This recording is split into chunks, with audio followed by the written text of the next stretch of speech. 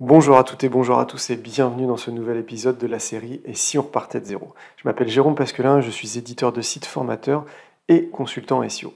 Dans cette série, pour celles et ceux qui ne la connaissent pas encore, j'invite un nouvel intervenant à chaque épisode et je lui pose la question fatidique: et si demain tu devais repartir de zéro, qu'est-ce que tu ferais? Et c'est une question à double sens puisqu'elle sous-entend aussi qu'est-ce que tu ne ferais pas? Alors le principe est très simple, l'invité il a son expérience, ses connaissances, quelques euros en poche. Rien de plus. Dans cette série de vidéos, on va parler de publicité, d'affiliation, de dropshipping, de vente d'articles sponsorisés. On va parler de SEO, de domaine expiré, de SIA et plus généralement de web marketing. Vous l'aurez compris, la thématique va s'ajuster en fonction de l'intervenant. Alors je vous invite d'ores et déjà à vous abonner à la chaîne, à cliquer sur la petite cloche pour ne pas louper les prochains épisodes. Et n'hésitez pas en commentaire à me dire ce que vous pensez des vidéos, poser des questions aux intervenants et éventuellement me proposer d'autres invités. A tout de suite avec le prochain intervenant. Aujourd'hui, je reçois Mathieu Gerbrand. Mathieu, bienvenue à la maison. Salut, merci. Tu vas bien? Ouais, ça va, merci beaucoup. Ça va, ça va. Alors Mathieu, pour celles et ceux qui ne le connaissent pas encore, je vais te laisser te présenter après, mais je vais quand même expliquer un petit peu qui tu es, en tout cas pour moi. Très clairement, tu fais partie enfin, voilà, de la crème des référenceurs français, en tout cas les référenceurs qui sont connus publiquement, parce qu'il y en a certains qu'on n'entend pas parler, dont on n'entend pas parler, mais qui sont très très bons. Je crois nous, on s'est rencontrés pour la première fois, bah, tu dois plus t'en rappeler, mais c'était en 2014 au SEO High Level. Parce que je l'ai fait en 2014 et je crois que c'est vraiment la première fois que je t'ai vu en vrai. Et c'était autant au niveau intervenant que dans la salle, il y avait du lourd parce que de tête, il y avait Stéphane Madaleno Mhm. en participant, il y avait Morand, il y avait David Dragesco aussi. Et il y avait, comment il s'appelle aussi, Nicolas, qui faisait de l'infogérance serveur, là, Salmioche. Salmioche, voilà, il était là aussi. Alors lui, voilà, je pense qu'il était là, euh, pas pour les mêmes raisons que nous, parce qu'il maîtrisait déjà pas mal de choses, mais en tout cas, ça avait été une sacrée session. Voilà, c'était la première fois que je t'ai rencontré. Bon, en tout cas, je C'est vais te cool. laisser te présenter, et puis après, on verra ce que tu ferais si tu devais repartir de zéro demain. Ouais, et puis ça, c'est un vaste chantier, hein. C'est ça. Euh, Ça fait maintenant bientôt 17 ans que je fais du référencement naturel, avec toujours autant de passion. Ça fait depuis 2008 que je connais Paul, avec qui je me suis associé en 2012. Et donc, nous, on travaillait déjà ensemble sur pas mal de petits projets. Et Mhm. du coup, c'est à force de vouloir un peu niquer Google que on a fini par trouver les voies qui mènent au succès et surtout au trafic, hein, c'est ça qui nous intéressait. Et aujourd'hui, ben, on travaille, du coup, on a fondé une agence, on développe des outils, on a une jolie petite équipe avec des bons consultants, des bons développeurs, de laquelle on est très satisfait.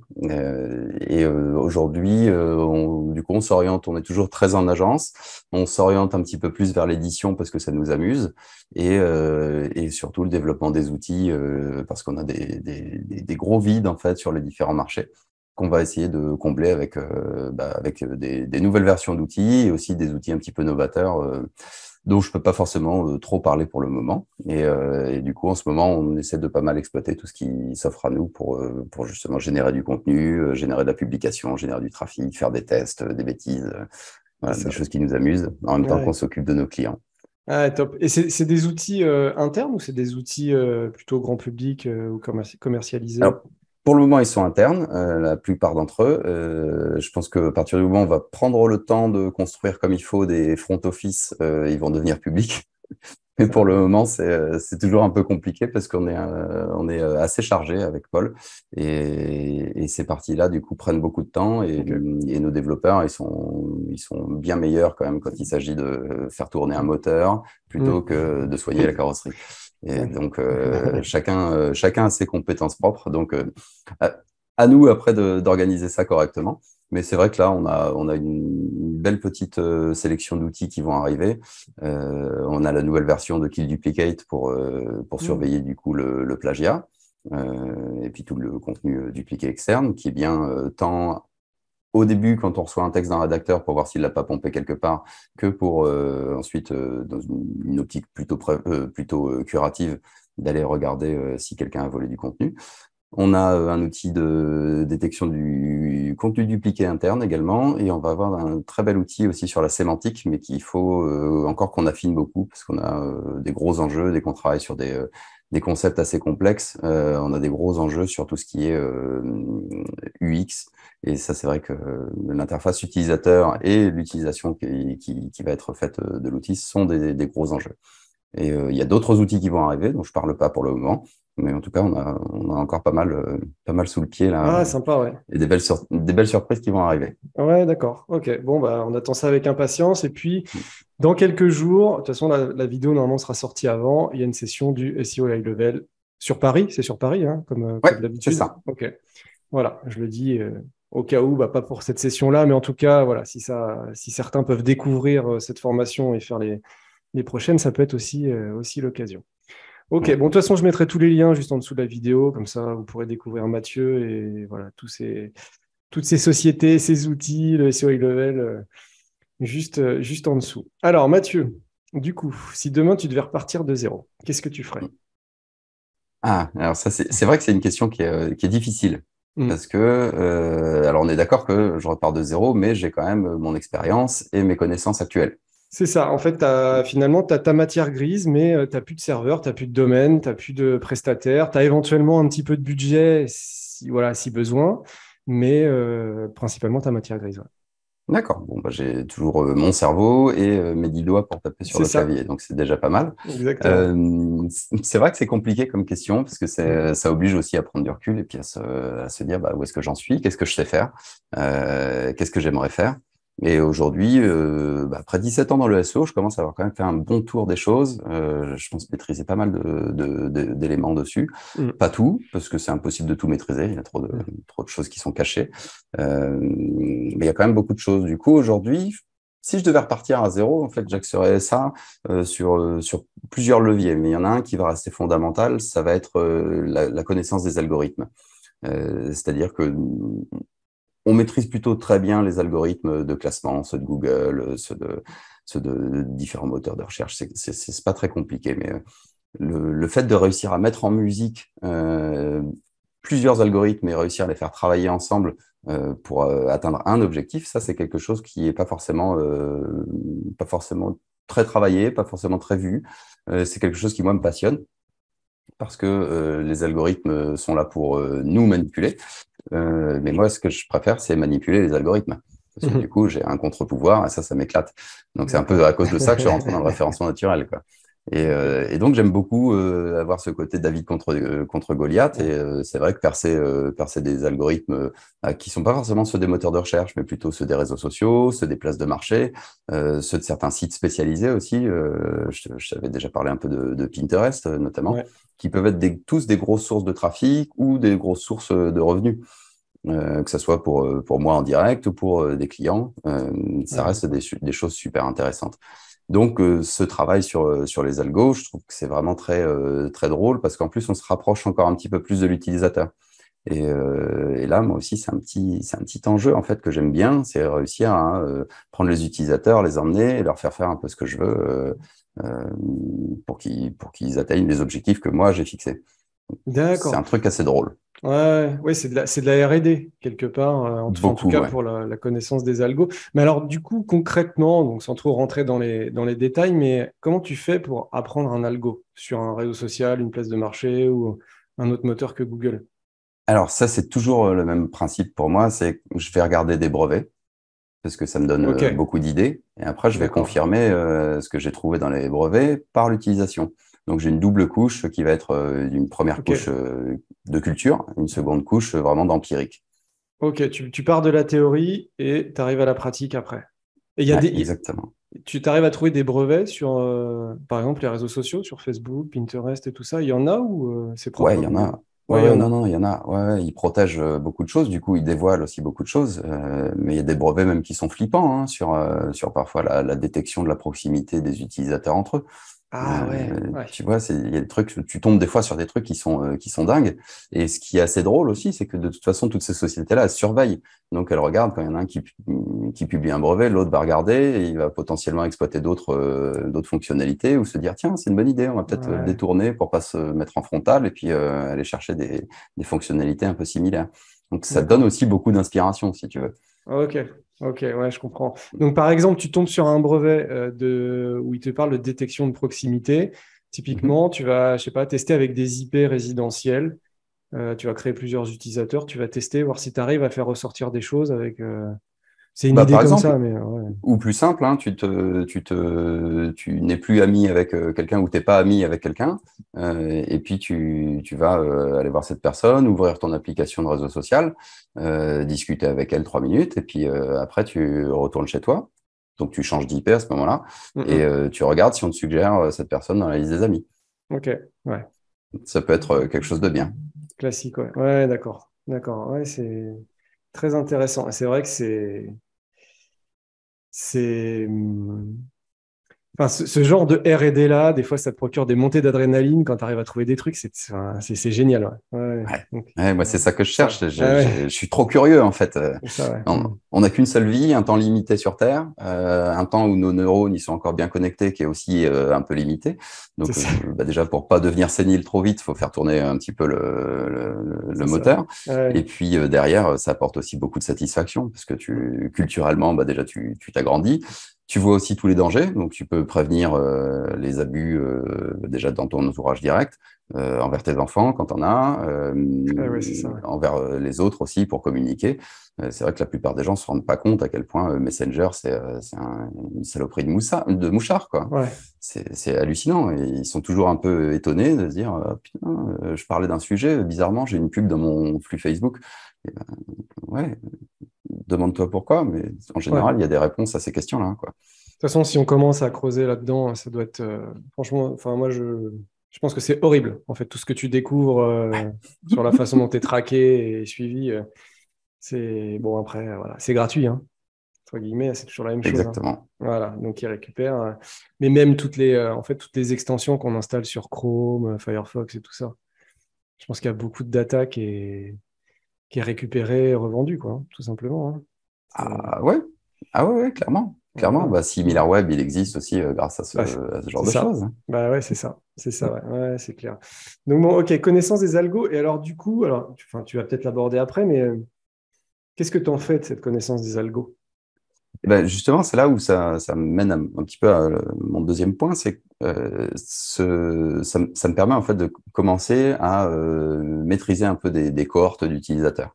Et Ok, c'est aussi un truc qui me plaît parce que à partir du moment où tu te rapproches des utilisateurs, tu vas réussir à leur faire des choses que tu as envie qu'ils fassent, sans les prendre pour des débiles hein, non plus, hein, vraiment avec respect, mais en tout cas, tu peux les inciter à faire des trucs. Et ceux qui veulent pas venir, bah, du coup, ça te donne aussi le challenge d'aller trouver des moyens pour aller les chercher. Et donc, penser à des leviers auxquels tu n'aurais pas forcément pensé, des approches que tu n'aurais pas forcément envisagées jusqu'ici, pourquoi pas des technologies, voire même carrément développer des technologies. Il y a pas vraiment de limite. La seule limite, c'est toujours la faisabilité et puis l'éthique. L'éthique, c'est d'accord. quelque chose qu'il faut toujours, à mon sens, hein, garder à l'esprit. Et gagner du blé pour gagner du blé, c'est pas forcément le truc qui m'intéresse. Euh, Moi, ce qui m'intéresse, c'est surtout l'achèvement et puis réussir à trouver des choses que je peux faire durer et des choses que je peux entretenir, des choses que je peux faire grandir, préciser pour vraiment atteindre à chaque fois un niveau de maîtrise. C'est hyper important pour moi de réussir à maîtriser des choses. Ok. T'as pu le voir en fait quand on discute sur d'autres sujets, tu vois. Euh, J'essaie de maîtriser à fond mon sujet, mais quand je sais pas quelque chose, je dis bah je sais pas. Ouais. Et, et j'adore dire je sais pas en réalité parce que ça, ça me permet d'aller chercher quoi. Ok. Et je Ouais, suis très d'accord. frustré quand j'ai pas la possibilité d'aller chercher les choses. D'accord. D'accord. Ok. Ouais. Donc là, en fait, la finalité, quelque part de cette maîtrise des algos, là, ce que tu arrives à découvrir, ça va être quoi? Ça va être de revendre de la presta pour l'acquisition de trafic ou développer des outils ou des choses comme ça qui vont permettre. Alors, ça d'utiliser peut être ça? en effet les deux. Ouais. Moi, j'ai vraiment un gros focus sur le fait de développer le trafic dans son ensemble Ok. et pas juste forcément limité au SEO. C'est vrai que le SEO est une super source de trafic, Ouais. c'est génial. Ça reste un environnement qui bouge, donc on est obligé de s'adapter, on est obligé toujours de surveiller, de regarder, d'anticiper beaucoup. Et le fait de travailler sur le côté trafic au global, je trouve ça encore plus intéressant parce qu'on Ouais. peut recouper des informations qu'on a sur un levier et regarder si c'est pas applicable à un autre levier, ou voir à quel point elles sont complémentaires, voir si tu peux avoir des circuits en fait que tu peux construire, que tu peux préconstruire en fonction des circuits que tu as identifiés précédemment et donc améliorer en fait une espèce de fonctionnement, une espèce de processus Ouais, d'accord. pour justement amener tes utilisateurs à faire ce que tu as envie qu'ils fassent. Ok, Donc d'accord. c'est pour moi un point assez fondamental dans mon évolution, Ouais. parce que j'ai besoin d'aller chercher un peu plus loin que juste mettre en place une campagne de mailing, Hmm. ou juste faire une campagne de push ou une campagne d'achat de trafic ou de backlinks. J'ai besoin d'aller un petit peu plus loin et de cerner davantage ces choses-là pour que ça apporte une vraie valeur déjà à ce que je fais, donc avoir cette satisfaction-là. Et puis, si je le fais pas pour moi, que ça apporte une vraie valeur à mon ou mes clients. Ouais, c'est ça, d'accord. D'accord.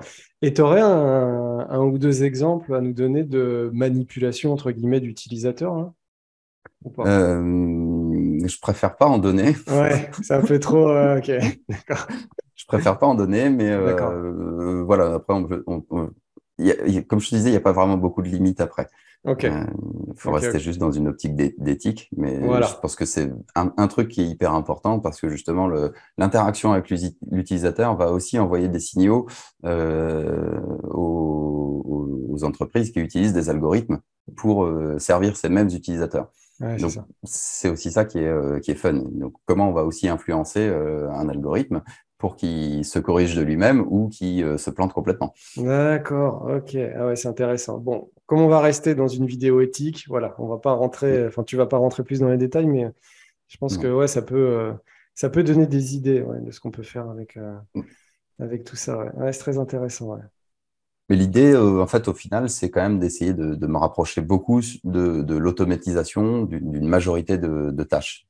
C'est-à-dire mettre quand même en place des processus où l'automatisation se fait de base. Ça peut être dès le point de Ok. départ de la constitution du projet, automatiser toutes les tâches qui vont être nécessaires pour le mettre en place, puis Ouais. ensuite travailler sur des éléments qui peuvent être la vente de cette prestation-là ou la vente d'un outil, ou à partir du moment où la personne est à l'intérieur de l'outil, c'est l'outil lui-même qui va automatiser tout un tas de processus pour permettre une gestion beaucoup plus simple, beaucoup plus carrée aussi, mais qui garde quand même une certaine souplesse. Et c'est là la difficulté. C'est que c'est généralement comment on trouve de la souplesse dans un système qui est très rigide parce que régi par du code. Et là, du coup, on va rentrer dans un champ qui est beaucoup plus rigolo à travailler, mais aussi beaucoup plus complexe. D'accord. Ok. Et l'automatisation, ça passe par le développement d'outils, en fait, Ouais, d'interfaces en PHP ou ce genre de choses-là. voilà, majoritairement, mais ça peut être aussi d'autres types de langages, hein. Je pense Ouais. à des Puppeteer ou équivalents, Ok. parce il y en a des équivalents qui m'ont l'air quand même un petit peu mieux. Il y a aussi de l'interrogation bête et simple de certaines API. Ouais. Et il y a aussi tout ce qui peut être, et là c'est un truc que je maîtrise pas personnellement et qui m'intéresse beaucoup en revanche, ça va être tout ce qui va être apprentissage, machine learning. Eh oui. Et sans avoir forcément recours à l'intelligence artificielle, qui est encore un level au-dessus quand on veut mettre les mains dedans. Moi, j'ai pas encore les compétences pour ça. Hmm. Mais le machine learning, il y a des choses que je peux apprendre assez rapidement et que je peux mettre en place. Et ça, c'est des trucs qui m'intéressent beaucoup parce que tu peux mettre en place du machine learning sur tes propres outils pour que justement ça puisse te remonter un besoin, que ça puisse te fournir des solutions, que ça puisse te décrire une situation avec beaucoup de précision. Et donc, ça te donne un arbre décisionnel qui est aussi plus intéressant à exploiter. D'accord, ouais. Et tu penses que ça pourrait être intéressant aussi, toute cette partie automatisation au niveau client, pour... Alors, je vais essayer de te trouver des exemples. Si toi, tu fais de la prestation comme ça,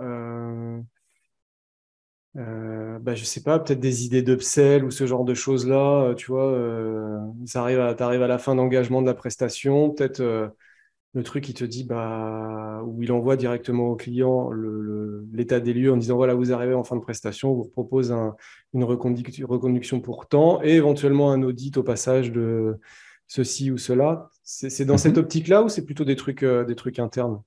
Alors ça, ce serait une optique. Ouais, Ça pourrait tout à fait être un exemple. Après, ça peut être aussi d'autres types d'automatisation, par exemple pour la prestation en elle-même. Durant la prestation, comment on ok, peut automatiser, par exemple, des phases de diagnostic ou confronter les résultats obtenus pendant les 6 premiers mois d'une prestation pour faire des actions correctives sur les 6 prochains mois. ok, Ce genre de petites choses. De la même manière, tu peux aussi envisager que tu récupères le site d'un client, tu coches des cases en disant là, il faut retravailler les titles, là, il faut améliorer le maillage interne, là, il faut améliorer le page speed. Automatiser du coup la génération de ces différents éléments, contrôler manuellement rapidement et ensuite fournir la solution clé en main à ton client, voire même l'intégration directe sur le site. ok, ok. Ouais, de toute façon, c'est la partie humaine qui est censée diminuer au profit de l'automatisation, en fait. C'est toute cette C'est ça. analyse-là. Ouais, c'est ça. Ouais. Ok. Et plus tu as une automatisation qui est bien faite, plus du coup ton intervention en tant qu'humain, elle va venir renforcer la valeur ajoutée de ta prestation. C'est-à-dire qu'aujourd'hui, un consultant qui est super expérimenté, c'est quand même dommage de lui filer 200 pages, 200 balises title à optimiser, parce qu'au bout d'un moment, de toute façon, il va perdre l'inspiration. Donc, lui proposer des choix, par exemple, sur différentes pages, lui dire, tiens, cette page-là, je te propose tel title, tel title, tel title, lequel te paraît le mieux, sachant que le mot-clé visé, c'est Hmm. celui-là. Et donc là, tu as une interface qui est beaucoup plus rapide à prendre en main. Et tes 200 balises, du coup, tu t'embêtes Ouais, pas à c'est les ça. taper dans Excel, à aller sur le site ou des trucs comme ça. Tu as Hmm. tout là, et donc ça peut aller beaucoup plus vite. C'est Et quand ça. tu as une suggestion, c'est toujours plus facile de critiquer et d'améliorer quelque chose d'existant Ouais, plutôt que de chercher l'inspiration. c'est ça. Ouais, ouais, c'est clair. En termes de temps, souvent, c'est beaucoup plus rapide comme ça, dans ce sens-là. Ouais. Ouais. Plus pour Ouais. le moral aussi, parce que il y a aussi cette notion de morale, c'est-à-dire quand tu bosses, que tu sois tout seul ou avec des salariés, il faut garder le moral. Et il y a des fois, tu tapes des prestations où tu te dis, oh là là, j'ai fait ça toute la journée, j'en peux plus. Et tu finis le soir, tu n'es même pas content en fait d'avoir terminé, tellement ça t'a saoulé de travailler ces éléments-là. Et Ouais. donc, si tu travailles avec plus de bonne humeur, ben, forcément, tu travailles mieux. Ouais. Ah, les tâches répétitives, c'est une tuerie. Au bout d'un moment, c'est ouais, quand tu as fait ça ouais, du matin au soir ou pendant X années, au bout d'un moment, ouais, tu as envie de passer à autre chose, quoi. C'est Ouais, clair. Donc, moi, soit ça me tu fait toujours délègues. penser. Ouais. Ouais, c'est ça. Soit tu délègues, mais en même temps, tu as le moral des gens à qui tu vas déléguer qui doit être aussi un élément Au bout d'un important. moment, ouais, qui peut. Soit tu prends sur toi et tu le portes sur tes épaules et c'est Ouais. lourd aussi. Mais moi, ça me fait toujours penser au gars qui avait développé, qui avait automatisé, je sais plus quel pourcentage du temps de sa vie. Mais en gros, dès qu'une tâche lui prenait plus de 3 minutes, il avait un script qui automatisait le truc. Ah Et ouais, je trouvais ça d'accord. génial, quoi. Donc, il partait en retard du travail, ça envoyait un message à sa meuf automatiquement. D'accord. Je suis pas encore parti, Ouais. voilà, je vais être en retard.